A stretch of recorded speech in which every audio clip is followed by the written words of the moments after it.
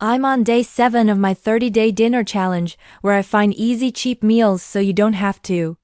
And tonight, we're making something that might just be the next baked Feta pasta. Say hello to Cowboy Butter Spaghetti Bake.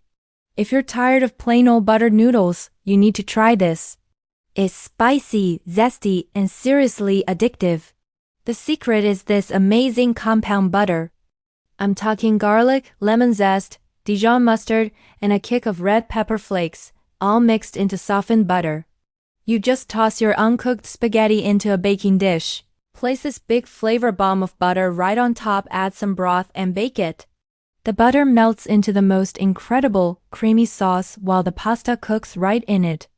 It's a one-pan wonder that takes 10 minutes to prep and costs less than $5. This recipe totally saved my week. You have to try it. Follow for more easy dinner ideas.